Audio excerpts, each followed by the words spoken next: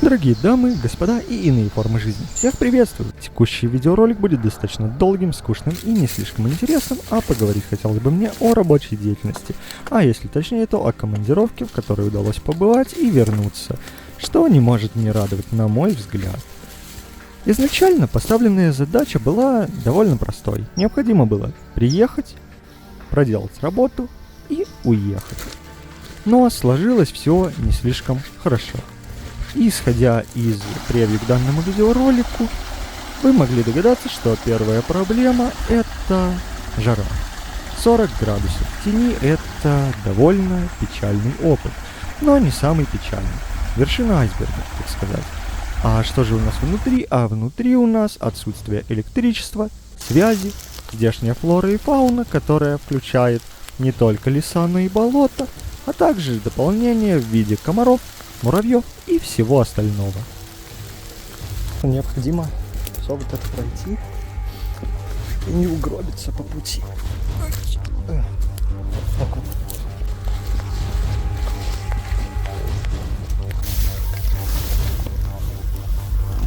Каким образом все это могло произойти, вы можете спросить. Ну, а произошло все достаточно легко и, как говорится, непринужденно.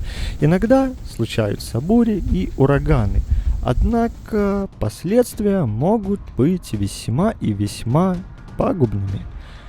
Дело все в том, что были повреждены линии коммуникаций, и на их починку ушло намного больше времени, чем, вероятно, ожидалось.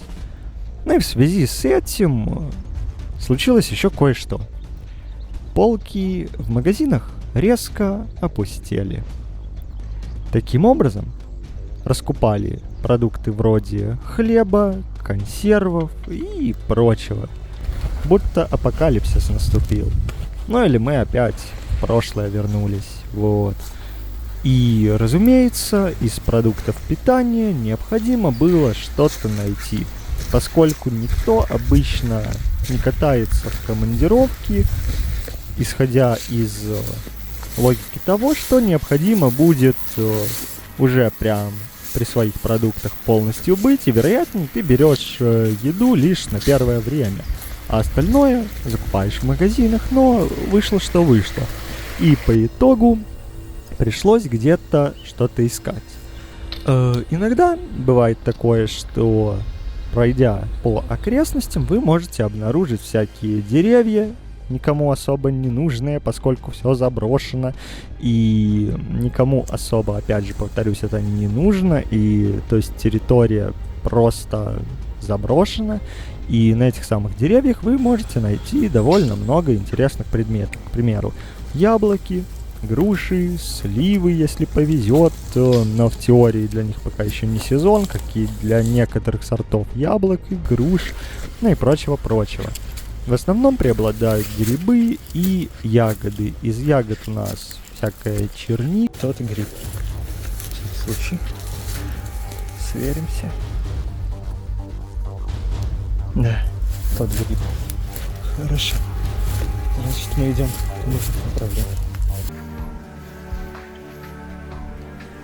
Далее, разумеется, следует отметить флору и фауну здешних мест, и выглядело все, как уже упоминалось, печально. Печально для работы, но если вдруг вы собираетесь где-то здесь отдыхать, то вполне себе хорошее место. Дело все в том, что достаточно много насекомых, растений и прочего.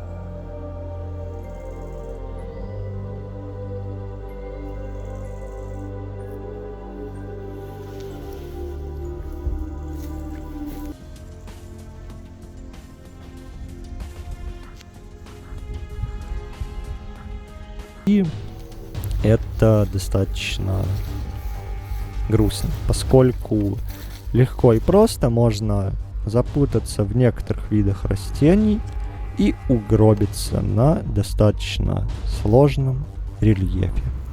Вот.